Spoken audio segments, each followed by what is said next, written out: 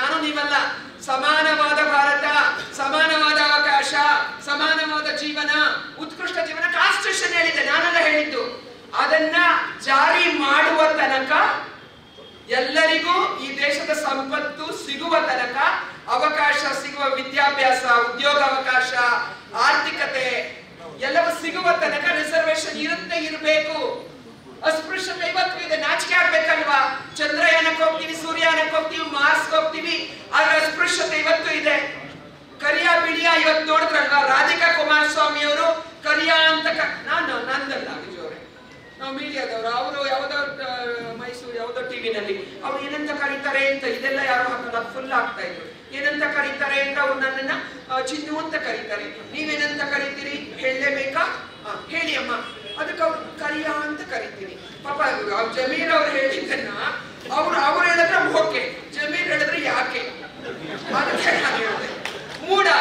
ಮೊದಲೆಲ್ಲ ಮೋಡು ವಿಜಯವ್ರೆ, ಮೂಡ ಏನಕ್ಕಂದ್ರೆ ಸಿದ್ದರಾಮಯ್ಯನವರ ಜೀವನದ ಉದ್ದಕ್ಕೂ ಯಾನದಲ್ಲಿ ಏನು ಕೊಕ್ಕೆ ಸಿಗಲಿಲ್ಲ.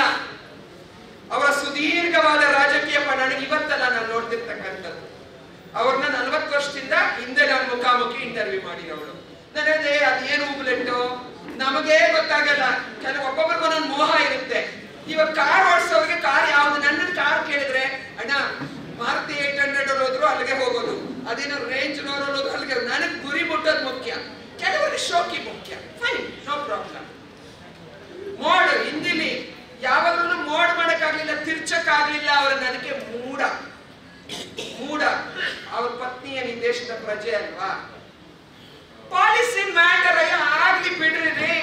ಈ ಕಾನೂನು ಪ್ರಕಾರನೇ ಸರ್ಕಾರ ರಚನೆ, ಕಾನೂನು ಪ್ರಕಾರನೇ ಮೈಸೂರಲ್ಲಿ ನಿಮ್ಮ ಆ ಒಂದು ಮೂಡ ಏನು ಪ್ರಾಧಿಕಾರ ಇರ್ತಕ್ಕಂಥದ್ದು, ಕಾನೂನು ಪ್ರಕಾರನೇ ಪ್ರಕ್ರಿಯೆ ಆಗಿರುತ್ತೆ. ಎಲ್ಲರಿಗೂ ಅಪ್ಲೈ ಆಗೋ ಕಾನೂನು ಸಿದ್ದರಾಮಯ್ಯನವ್ರಿಗೂ ಆಗುತ್ತೆ. ನಾಟ್ ಮುಖ್ಯಮಂತ್ರಿ ಸಿದ್ದರಾಮಯ್ಯ. ಮುಖ್ಯಮಂತ್ರಿ ಆದ ಮಾತ್ರಕ್ಕೆ ಏನ್ ಕಾನೂನು ಚೇಂಜ್ ಆಗಲ್ಲ. ಪಾರ್ವತಿ ಮೇಡಮ್ಗೋಸ್ಕರ ಕಾನೂನು ಚೇಂಜ್ ಆಗಲ್ಲ. ಅಥವಾ ಯಾರ ಅಕ್ಕನಿಗೂ ಒಂದೇ, ನನಗೂ ಒಂದೇ, ಎಲ್ಲರಿಗೂ ಒಂದೇ. Policy matter. ಇವತ್ತು ಇಡಿ ಹೆಂಗ್ ಉಪಯೋಗ, ಸಿಬಿಐ ಹೆಂಗ್ ಉಪಯೋಗ ನಾನು ಹೆಚ್ಚು ಹೇಳಕ್ ಹೋಗಲ್ಲ, ನಿಮ್ಗೆಲ್ಲ ಗೊತ್ತಿದೆ. ಇಂದಿರಾಜಿ ಕಾಲದಲ್ಲೂ ಕೂಡ ಸರ್ಕಾರದ ದುರುಪಯೋಗ ಆಗಿತ್ತು. ಕೋರ್ಟ್ಗಳಲ್ಲಿ ಅನಾನುಕೂಲಕರವಾದಂತ ಇದು ಬಂದಾಗ ಆ ರೀತಿ ಒಂದು ರಾಜಕೀಯ ದ್ವೇಷಕ್ಕೋಸ್ಕರ ಮಾಡ್ತಾ ಇದ್ರು, ಕಾಂಗ್ರೆಸ್ ಅನ್ನ ಹಣಿಬೇಕು ಅಂತ. ಅದಕ್ಕೆ ದಿಟ್ಟ ಉದಾಹರಣೆ, ನಗ್ನ ಉದಾಹರಣೆ ಅಂತ ಹೇಳಿದ್ರೆ ಕಾಂಗ್ರೆಸ್ ಮುಕ್ತ ಉಂಟಾ ಎಲ್ಲಾದ್ರೂ? 80ನೇ ಇಸ್ವಿಲಿ ಹುಟ್ಟಿದ ಪಾರ್ಟಿ ಈ ದೇಶದಲ್ಲಿ ಕಾಂಗ್ರೆಸ್ ಮುಕ್ತ ಮಾಡ್ತೀನಿ ಅಂತ ಹೇಳಿ ಒಂದು ತೀರ್ಮಾನ ತಗೊಳ್ತಾರೆ ಅಂತ ಹೇಳಿದ್ರೆ ಅವ್ರು ಏನನ್ನ ಬಿತ್ತುತ್ತಾ